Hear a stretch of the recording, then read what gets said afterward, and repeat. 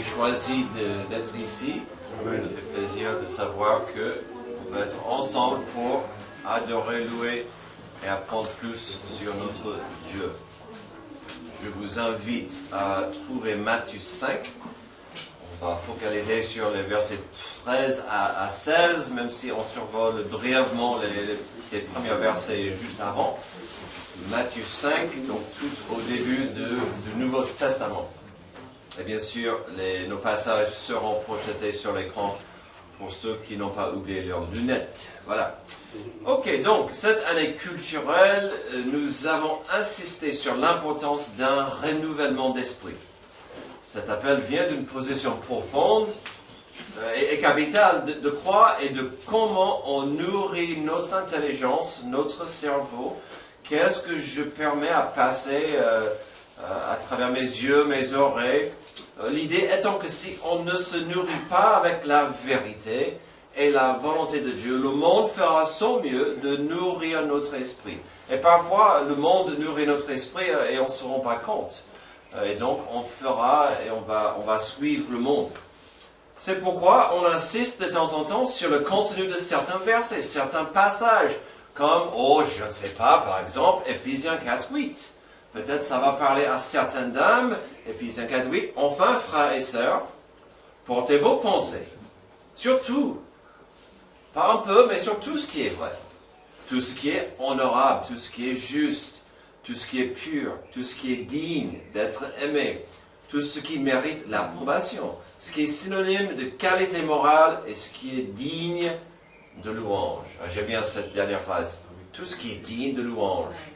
Il y a beaucoup de choses qui ne sont pas dignes de louange, de louer certaines choses, mais pensez aux choses qui sont dignes de louange. Donc ça revient bien à notre thème de l'année. Alors, cette année, nous avons couvert pas mal de sujets sous cette rubrique de comprendre l'importance de ce renouvellement. Il y a quelques semaines, quand on a adopté comme thème notre identité en Christ, qui suis-je?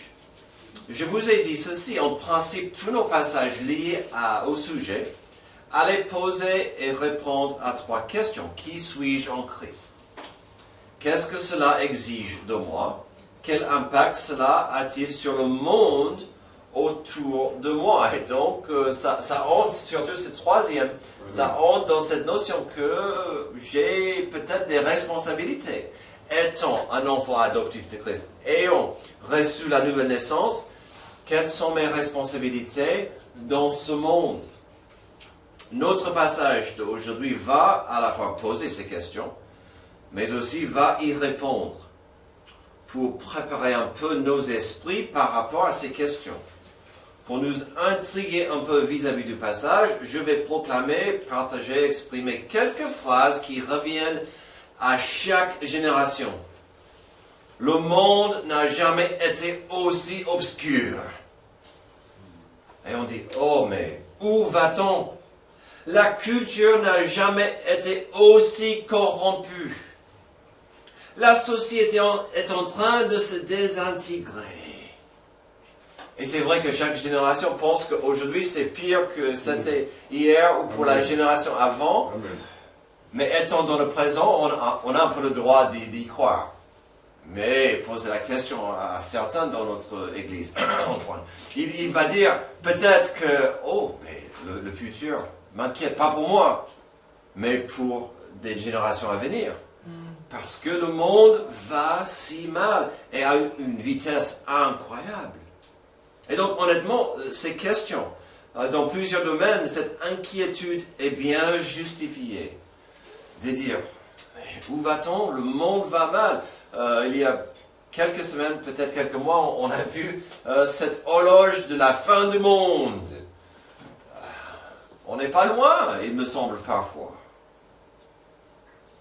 Que faire? Des questions donc s'imposent. Dieu est-il au courant de l'état actuel de notre monde? Amen. La silence de Dieu. Les questions s'imposent sur ce qu'on estime sont des silences de Dieu. Est-ce que Dieu est au courant? En est-il étonné? Est-ce que Dieu est étonné par rapport à combien on est loin de lui? Non, je ne pense pas. Puis la vraie question qui doit nous préoccuper, nous, peut-être nous obséder ou au moins nous intriguer. N'a-t-il pas Dieu équipé son Église pour le monde d'aujourd'hui? Si je pensais qu'on était mal équipé, je ne serais pas là. Amen. Ça, c'est la bonne nouvelle. Vous êtes le sel du monde. Oh. Mais qu'est-ce que ça veut dire? Vous êtes la lumière du monde. Quelles implications porte cette déclaration? Puis, il y a un détail dans notre passage qui ne reçoit pas assez d'attention, ni de poids, à mon avis. Un seul mot, le mot « vous », qui revient sans cesse, qui change quand même l'atmosphère du passage. Dans un des passages les plus célèbres dans la Bible, dans un des discours les plus cités de toute la Bible, nous avons ici une richesse de possibilités. Mais pour mieux apprécier notre petit passage, ça serait propice de voir son contexte. De lire d'abord le passage juste avant, de survoler le début du sermon sur la montagne. Je vous invite de voir avec moi Matthieu 5, 1 à 12. À la vue de ces foules, Jésus monta sur la montagne. Il s'assit et ses disciples s'approchèrent de lui. Puis il prit la parole pour les enseigner et il dit. Et donc voici comment le sermon sur la montagne commence. Un passage incroyable. Mais qu'est-ce que Jésus a dit? Qu'a-t-il dit vraiment? Et comment comprendre ce qu'il a dit? Car ce que Jésus exprime ensuite n'est pas toujours logique. On ne peut pas dire que les premières phrases de la prédication dans le sermon sont logiques. Sans en faire une étude approfondie, une belle façon d'apprécier les versets 3 à 12, c'est de comprendre que Jésus parle de son royaume qui n'est pas encore établi sur cette planète pourrie, qui n'est pas encore une réalité dans ce monde brisé et corrompu. Si vous voulez, ce passage va nous montrer l'idéal malgré la réalité du monde actuel. Ah, c'est compliqué ça. De dire, voici comment on devrait agir et vivre dans ce monde, mais ce monde est fichu, est corrompu, est mal. On voit une sorte de tension de notre réalité en tant qu'exil du Jardin d'Éden, mais en allant envers un futur idyllique avec Jésus-Christ, notre souverain. Donc voyons vite fait un survol sur 3 à 8. Heureux ceux qui reconnaissent leur pauvreté spirituelle, car le royaume des cieux leur appartient. Heureux ceux qui pleurent. Ah, je vous ai dit, c'est pas logique.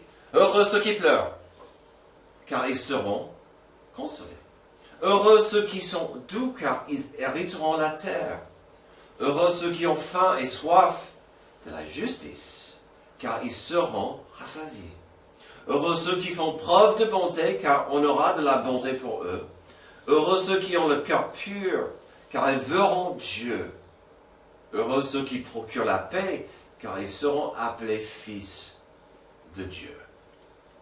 Déjà, on voit ici cette liste de choses qui ne feront qu'une différence minimale dans le monde si on ne fait que pour soi ou sans Dieu dans la formule. Mais avec la grâce de Dieu, il y a de l'espoir. Vous pouvez essayer de pratiquer ces valeurs sans Dieu et vous serez écrasé sans espoir. Mais avec la grâce de Dieu, on peut quand même faire une différence. Donc voici ce qui change les données. Après cette liste de choses que l'on peut faire, malgré des circonstances, on verra un petit pivot des mots de Jésus. Il s'agit de ce qu'on pourrait subir en tant que disciple de Jésus. Si vous allez pratiquer ces choses dans un monde corrompu et brisé, sachez que ce ne sera pas facile tout le temps. Tout le monde ne va pas dire « Yes, bravo, vous êtes tellement gentil ».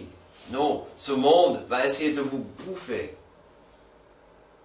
Et donc, on verra ici de ce qu'on pourrait subir en tant que disciple de Jésus, en tant qu'agent de grâce dans ce monde déchu et corrompu. Verset 10.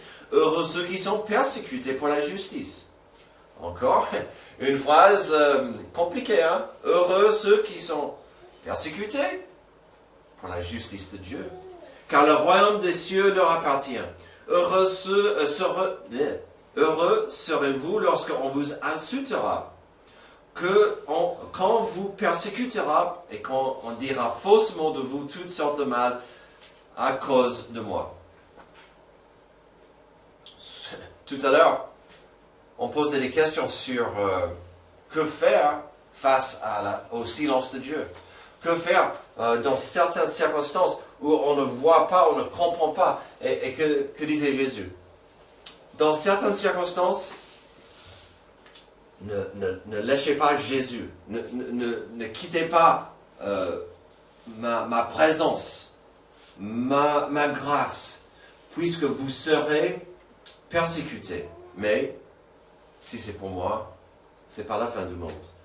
Heureux, vous serez heureux. Réjouissez-vous, verset 12, et soyez dans l'allégresse, parce que votre récompense sera grande au ciel.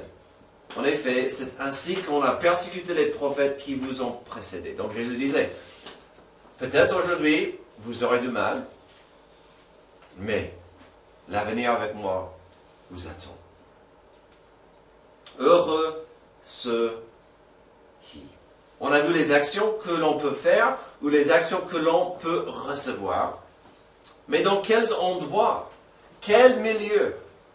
Je serai où si je suis persécuté pour la justice? Je serai où? Je serai en train de faire quoi dans un monde qui va célébrer que je sois écrasé pour Jésus? Mais quel monde est-ce qu'on aura dans ce cas? Est-ce que c'est vraiment possible de faire une différence dans un monde d'indifférence?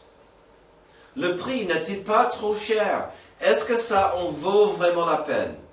Ce monde est cruel, ce monde est corrompu, ce monde devient de plus en plus sombre. Comment peut-on faire une différence? Vaut-il la peine? Puis, ça serait une tentation de se retirer du monde. Et beaucoup d'églises décident, c'est mieux d'être entre nous, on va se retirer du mal du monde, puisque on est plus à l'aise. Retirer du mal, de s'isoler, de songer à la question suivante. Le monde a-t-il besoin de nous? Amen. Il serait facile de dire, le monde n'a pas besoin de nous, on reste ici, éloigné de eux, les méchants. Et ça, c'est la question pesante devant nous ce matin. Le monde a-t-il besoin de l'Église? Est-ce que notre monde a besoin de nous? Nous verrons deux réponses à la question aujourd'hui, dans les mots de Jésus. Est-ce que notre monde a besoin de nous? Seulement quand il est corrompu. Et le monde n'est jamais corrompu, donc le monde n'a pas besoin de nous. Non! Quand est-ce que le monde a besoin de nous? Quand il est corrompu. Verset 13, vous êtes le sel de la terre. Mais si le sel perd sa saveur, avec quoi la lui rendra-t-on? Il ne sert plus qu'à être jeté dehors et piétiné par les hommes. Alors, dans cette culture et cette ère, à l'époque de cette proclamation, Jésus ne devait pas trop expliquer l'importance du sel dans la culture. Des gens auraient compris le sens, l'importance de la comparaison. Aujourd'hui, ça ne peut qu'être propice de voir quelques bienfaits du sel, puis de comprendre les applications pour aujourd'hui. Voici quelques-unes des caractéristiques et des éléments du sel qui le rendaient utile, important, même parfois nécessaire, surtout à l'époque, quand Jésus a annoncé ça. Commençons avec la vérité la plus simple. Chose qui n'a pas changé, la valeur du sel qui n'a pas changé, malgré la culture, malgré le passage du temps, que ce soit à l'époque, même avant Jésus-Christ ou aujourd'hui, le sel donne du goût. Parfois, c'est utile d'ajouter un peu, sinon beaucoup. À certaines choses, certains aliments, ça aide, ça améliore le goût, c'est tout. C'est un plaisir dans ce monde de pouvoir ajouter du sel. Ça améliorait la saveur des repas et rendait certains aliments plus agréables à manger. Maintenant, focalisons à ce qui est vraiment un sujet profond et important vis-à-vis de la capacité du sel de préserver certains aliments, surtout de la viande. À l'époque, le sel servait surtout à conserver la viande et le poisson avant l'invention de la réfrigération. Il empêchait les aliments de se gâter rapidement, surtout dans le Moyen-Orient où il faisait chaud. Il n'y avait pas des opportunités d'avoir des choses au frais, et donc le sel préservait pendant un moment de la viande. C'était important. Et donc, donc ça, on le connaît, mais c'est vrai qu'on n'a plus le besoin de le faire aujourd'hui avec le frigo. J'aime bien de pouvoir mettre la viande dans le frigo et d'oublier pas longtemps, mais quelques jours. À l'époque, sans le sel, c'était pas possible. C'était pas possible. Aussi, le sel a la capacité de purifier ou nettoyer là où il y a le risque d'infection. On utilisait parfois de l'eau salée pour rincer une blessure. Cela aidait à enlever la saleté et pouvait réduire les mauvaises odeurs et les effets de l'infection. Le sel contient un effet antiseptique. Et donc, ça faisait du bien de traiter des plaies, des problèmes de santé avec du sel. Ça fait mal, mais c'est parce que il est en train de purifier. Parfois, la purification fait mal. Ayons vu des aspects positifs et bénéfiques du sel dans la culture de l'époque. J'espère que vous pouvez mieux apprécier ce que Jésus disait par rapport à la capacité de ses disciples de faire une différence, même impacter le monde autour de eux. Donc, on reverra la première phrase avant de voir la suite du verset. Vous êtes le sel de la terre. Par la grâce de Dieu, vous pouvez améliorer le goût autour de vous, le goût de la vie. Alors, les chrétiens, on a une réputation de ne pas s'amuser, on ne fait pas la fête, on ne rigole pas. Alors, ces gens ne sont jamais entrés chez nous, hein, on rigole bien ici. J'aimerais penser que la grâce de Dieu, le salut, nous aide à bien vivre des vies pleines de couleurs. C'est comme si on ajoute de la couleur dans un monde de gris. Et le monde peut dire, il y a quelque chose chez eux. Il y a plus de joie, plus d'espoir chez eux. Il y a la notion de préserver. On peut aider ce qui est en train d'être ruiné, d'être corrompu.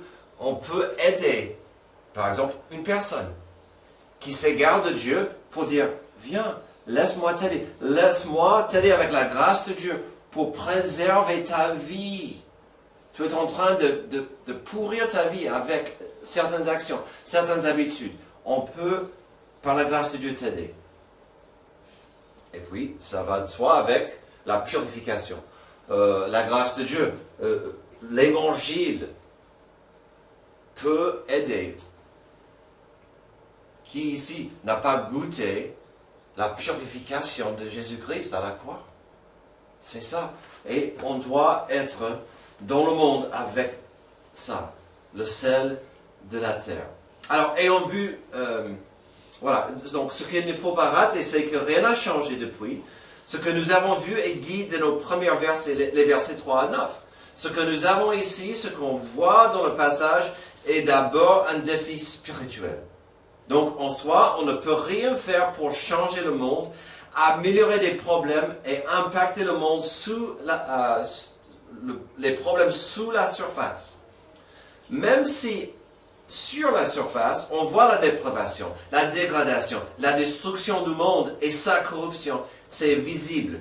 Cela vient d'une position de la corruption du péché.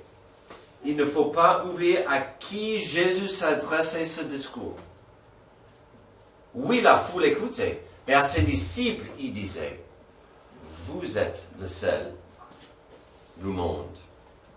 Vous devez être en contact avec le monde. Le sel doit être en contact avec ces choses. Sinon, ça ne va pas fonctionner. Bien sûr, quelqu'un qui n'est pas un enfant adoptif de Dieu peut faire une différence dans le monde, vis-à-vis du mal. Oskar Schindler vient à l'esprit avec ses efforts de sauver des Juifs pendant la Shoah. Harriet Tubman qui a tant investi dans les efforts contre l'esclavage. Nelson Mandela qui a passé sa vie contre l'apartheid. Oui, on peut faire une différence contre le mal sans Dieu. Mais l'idéal, selon Jésus, c'est de prendre sa grâce et de laisser sa grâce fonctionner et toucher le monde à travers nous. Donc ici, Jésus est très clair. Dans la vie de tous les jours, on fera face à la corruption du péché. On ne peut pas arrêter la mort. On ne peut pas arrêter la dégradation de notre existence qui vient de l'infection du péché. Mais on peut être une présence marquante dans un monde qui souffre. Mais seulement si on avance par la grâce de Dieu et sous la bénédiction du Saint-Esprit. Je ne peux faire grand-chose dans ce monde, dans ma force, dans mon énergie. Mais si j'invite Dieu à m'envoyer dans le monde, Dieu veut m'utiliser dans ces cas. Donc la grâce de Dieu en nous peut ajouter plus de goût dans notre monde. Elle peut repousser contre la corruption autour de nous et elle peut aider à désinfecter et de purifier ce qui est pourri. Terminons notre regard sur le sel avec cette phrase curieuse de Jésus sur la saveur du sel. Du sel. Mais si le sel perd sa saveur, avec quoi la lui rendra-t-on? Il ne sert plus qu'à être jeté dehors et piétiné par les hommes. La science nous enseigne un détail fascinant sur le sel, et je ne savais pas ça. À sa base, le sel, c'est le chlorure de sodium. C'est un composé stable qui ne se décompose pas. Ça veut dire que, en soi, le sel, en fait, ne perd pas sa valeur. Le sel ne perd pas sa capacité de faire ces choses qu'on a vues tout à l'heure. Alors, on a encore un mystère. De quoi voulait-il dire Jésus? De quoi parlait-il? Dans la réalité d'aujourd'hui, il n'y a qu'une ou deux possibilités qui rendraient le sel inutile ou sans effet. Sans effet. Amen. Ok. Qu'est-ce qui pouvait rendre le sel inutile aujourd'hui? Il n'y a que deux possibilités qui viennent à l'esprit. Les deux portent une réalité puissante par rapport à notre témoignage, notre puissance en tant que disciples. D'abord, il y a la notion du sel qui n'est pas très pur. À l'époque, beaucoup de sel provenait des marais salants et ça ne venait pas de l'évaporation de l'eau de mer. Si vous voulez vite du sel pur, tu vas à la mer et vous prenez ça et ça évapore et vous aurez un sel pur. Mais à l'époque, il fallait dans ces endroits et c'était pas propre. C'était rempli de beaucoup de choses. Et donc, c'était pas très très propre. Il fallait une récolte importante afin d'avoir assez pour présenter. Il fallait de purifier, si vous voulez, cette sel, de filtrer. C'était pas rentable de purifier le sel. Enfin bref, du sel dissimulé dans la saleté pourrait le rendre inutile. C'est vrai. Tout à l'heure, à la table, on va sortir le sel. Qui sortira de cet objet. Ne dis pas à ma femme que j'ai versé quelques morceaux par terre. C'est tellement minuscule que je ne les vois pas. Si j'étais désespéré tout à l'heure, je pourrais ramasser ça et mettre ça dans mon assiette. Ce n'est pas une suggestion. D'accord? Je pourrais. C'est pas une bonne idée parce que maintenant c'est pas propre. Ça c'est une chose. La saleté. mon témoignage pourrait devenir si sale que mon témoignage ne sert pas à grand-chose dans ce monde qui a besoin de la grâce. Ensuite, l'autre possibilité qui pourrait rendre inutile le sel, c'est la solitude. Ah, ça c'est mieux. Je vois. J'estime il y a 20 petits morceaux. Si je prends 2 ou 3 et je mets ça dans un plat, ça ne va pas fonctionner. Il m'en reste une dizaine. Dans ma soupe. À ce stade, je pourrais mettre ça dans mon verre d'eau et ça n'aurait aucun effet. Parce que c'est tout ça. Jésus disait, vous êtes le sel de la terre. Je pense qu'il voulait dire, restez ensemble. De s'isoler est une mauvaise idée dans ce monde. C'est un appel à l'Église. Restez ensemble, solidaires, par la grâce de Dieu, pour faire une différence. Est-ce que notre monde a besoin de nous? Seulement quand il est corrompu. Donc, oui, en effet. Dieu ne nous demande pas de sauver le monde, mais il veut que nous y soyons actifs, présents, disponibles, et je dirais ensemble. Deuxième chose, est-ce que ce monde a besoin de nous? Seulement quand il est sombre. Verset 14, vous êtes la lumière du monde. Une ville située sur une montagne ne peut pas être cachée. Et on n'allume pas non plus une lampe pour la mettre sous un seau, mais on la met sur son support. Elle éclaire tous ceux qui sont dans la maison. Que de la même manière votre lumière brille devant les hommes, afin qu'ils voient votre belle manière d'agir, et qu'ainsi ils célèbrent la gloire de votre Père Céleste. Amen. Les versets 14 et 15 ont besoin de, je dirais, moins d'explications ou clarifications, comme nous avons eu pour le sujet du sel. Une ville bien éclairée, et dans ce cas bien élevée, sera visible de très loin. Si vous avez vu ça, quelque chose, quand il fait nuit, une ville, ou même une seule maison bien allumée, peut attirer l'attention. Dans une situation normale, on ne cacherait pas, on ne couvrirait pas une lampe, une ampoule, ni une lumière. Alors, quand il fait noir, on allume. C'est correct, c'est normal. C'est même dangereux d'avancer dans l'obscurité. Donc ces images sont assez compréhensibles. Mais tout de même, voyons un peu plus sur l'importance de la lumière dans un monde de ténèbres. Dans la Bible, la lumière est un symbole récurrent. Elle représente la pureté, la vérité, la connaissance, la révélation divine et la présence de Dieu en opposition à leur contraire. Est-ce que ce monde a besoin de cette liste?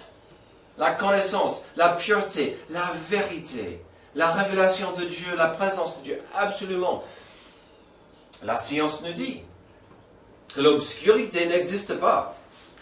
Elle est simplement l'absence de lumière. Et donc quand Jésus dit, vous êtes la lumière du monde, il y a une responsabilité là.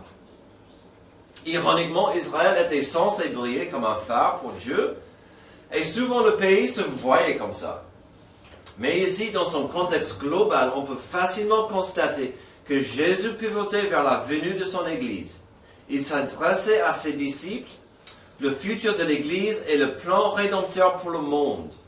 Plus tard, l'apôtre Paul en parlait dans ces termes, Ephésiens 5:8. Car si autrefois vous étiez ténèbres, maintenant vous êtes lumière dans le Seigneur. Conduisez-vous comme des enfants de lumière.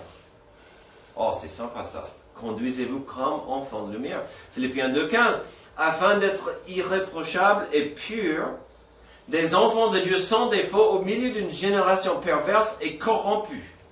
C'est comme des flambeaux dans le monde que vous brillez parmi eux en portant la parole de vie.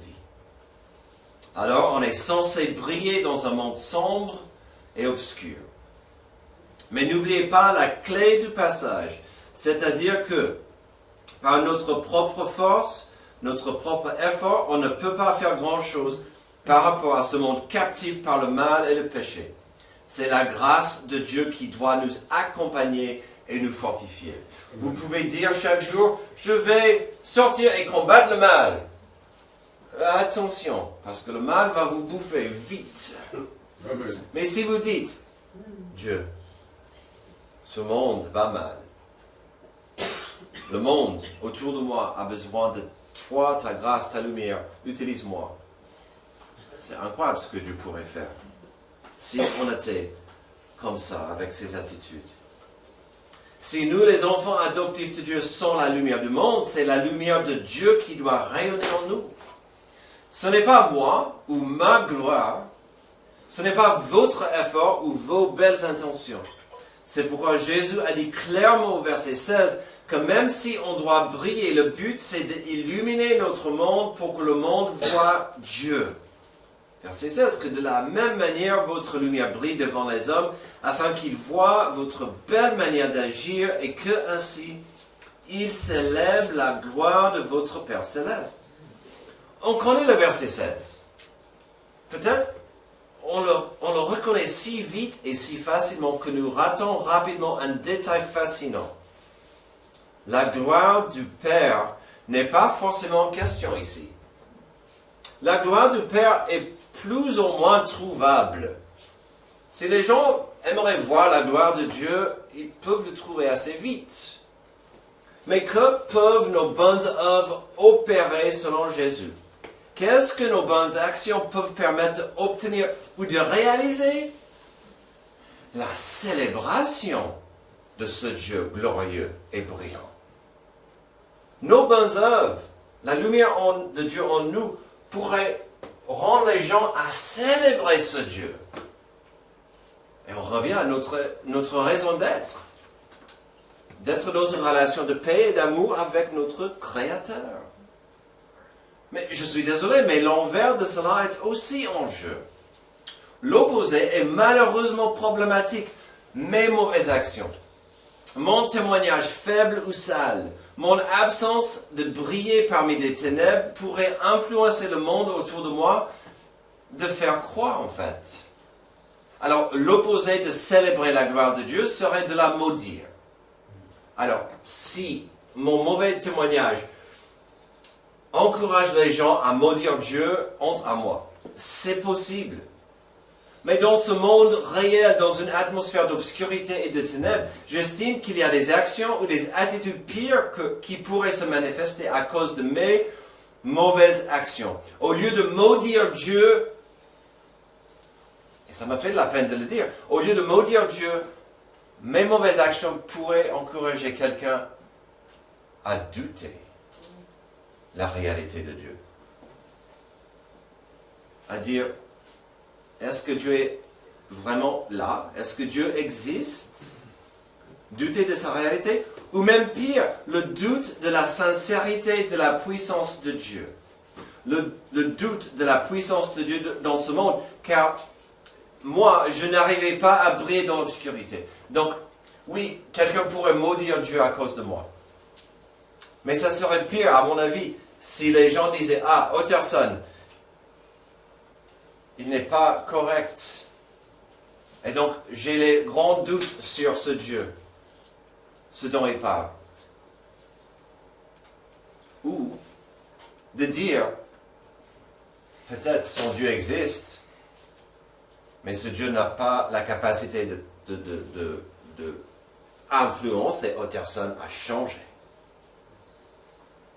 Et donc, notre témoignage, notre lumière compte. Ne sommes-nous pas revenus au point du départ ou au commencement, une ville cachée, une lampe couverte? Est-ce que le monde a besoin de nous? Selon les mots de Jésus, ce monde a besoin des disciples qui comprennent leur identité, car ce monde sans la grâce restera sombre et pourri, comme un marquage qui, dans son état normal, est stagnant. Rien n'y circule, les choses y pourrissent lentement. On peut sentir l'odeur de la mort avant même de la voir. Jésus n'a pas appelé son peuple à devenir une partie du marécage.